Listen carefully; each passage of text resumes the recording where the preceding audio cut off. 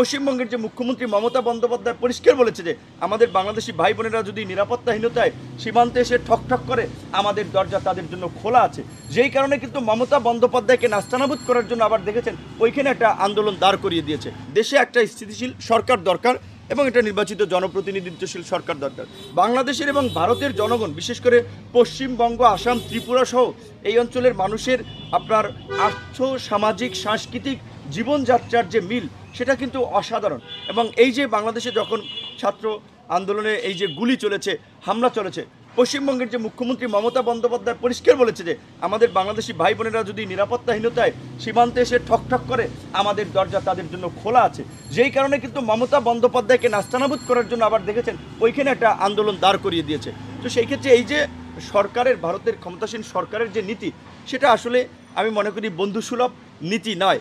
সেই জায়গা থেকে আমরা তাদেরকে বন্ধুসুলভ নীতি গ্রহণের মাধ্যমে বাংলাদেশের মানুষের সেন্টিমেন্ট পালস উপলব্ধি করার আহ্বান জানাবো এবং বাংলাদেশের জনগণ এবং ভারতের জনগণ যেইভাবে আন্তরিকভাবে একে অপরের সাথে কানেক্টেড, আন্তরিকভাবে ফিল করে, সেই ধরনের একটা রাষ্ট্রীয় পলিসিও ভারতকে গ্রহণ করার আহ্বান জানাবো। ভারত বিশ্বের শক্তিশালী রাষ্ট্র হোক, সুপার পাওয়ার হোক, আমরা সেটা চাই, কিন্তু বাংলাদেশকে দাবিয়ে রেখে, বাংলাদেশের ক্ষতি করে বা বাংলাদেশকে একটা তারা নিয়ন্ত্রিত রাষ্ট্রে পরিণত করে সেইটা যদি তারা ভেবে থাকে, সেইটা কখনোই সফল হবে না। আজকে আমরা যেটা ওই বিদেশিদের মিটিংয়েও কিন্তু একই কথা বলে যে তোমরা এই সরকার কতদিন থাকবে, বিকজ একটা অনির্বাচিত সরকারের সাথে কিংবা একটা আনস্টেবল গভর্নমেন্টের সাথে কিন্তু ফরেন ইনভেস্টররা, বিদেশিরা আপনার কাজ করতে খুব একটা স্বাচ্ছন্দ্য বোধ করে না। যে এখন একটা এগ্রিমেন্ট, চুক্তি, একটা প্রজেক্ট এগিয়ে নিবে, আবার দেখা যায় 2 মাস পরে সরকার নাই, সেটা থেমে যাবে।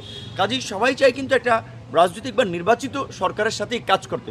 সেই ক্ষেত্রে এই সরকার বেশি দিন থাকলে সেটা মানে এই মুহূর্তে দেশের যে ইকোনমিক ক্রাইসিস এবং অন্যান্য যে ক্রাইসিস, সেইটা বোধহয় ভালো হবে না। তো এখন এক একজন এক এক কথা বলছে, 2 বছর 3 বছর। এইটা তো ধরেন সম্পাদকদের সাথে মিটিং হয়েছে, সেখানে সম্পাদকরা বলেছে 2 বছর থাকতে, 2-3 বছর থাকতে পারে, এরকম বোধহয় একটা কথা বলেছে।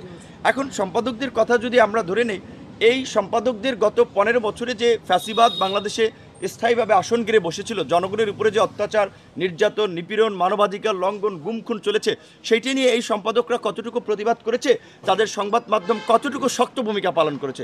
আমি বরাবরই বলছি, আমরা স্বাধীন সংবাদ মাধ্যমের পক্ষে, সাংবাদিকদের মুক্ত সাংবাদিকতার পক্ষে, এবং বিভিন্ন পত্র পত্রিকা অফিসে হামলা হচ্ছে, দখল হচ্ছে, এগুলো নিয়ে আমরা পরিষ্কারভাবে আমাদের অবস্থান ব্যক্ত করে যাচ্ছি। কিন্তু এই সম্পাদকদের মধ্যেও কিন্তু আমরা সুবিধাবাদী সম্পাদকদের দেখেছি, যারা শেষ পর্যন্ত সরকারের সাথে আতাত করে তারাও ওই আপনার জোয়ারে গা ভাসিয়েছেন। কাজেই সেই ক্ষেত্রে কোনো একটা কমিউনিটি, সেটা হোক ব্যবসায়ী কিংবা সম্পাদক কিংবা মুক্তমক, তারা বললে সেটাই যে হবে এইটা না। এখানে মেইন স্টেক হোল্ডার হচ্ছে রাজনৈতিক সংগঠনগুলো, রাজনৈতিক নেতাকর্মীরা। কাজেই সেক্ষেত্রে রাজনৈতিক দলের মতামতের ভিত্তিতে আসলে এই টাইমটা নির্ধারণ করতে হবে। এখন ক্ষমতায় কে থাকবে না থাকবে নির্বাচন, তার চেয়ে বড় বিষয় হচ্ছে এই মুহূর্তে দেশের প্রয়োজনীয়তাটা কী।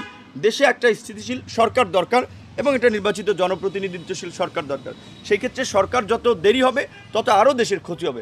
সেই ক্ষেত্রে দ্রুত সময়ের মধ্যেই আপনার একটা নির্বাচন এবং আপনার একটা নির্বাচনের মাধ্যমে জনপ্রতিনিধিত্বশীল সরকার দরকার, নির্বাচিত সরকার দরকার। আমার মতে যে সেটা 6 মাস থেকে 1 বছর হতে পারে, সেটা 2-3 বছর এটা হলে তো আরও আর্থিকভাবে আমরা ক্ষতিগ্রস্ত হব। এবং আগে কেয়ারটেকার গভর্নমেন্টের মেয়াদ ছিল 3 মাস, 3 মাসে তারা নির্বাচন করেছে।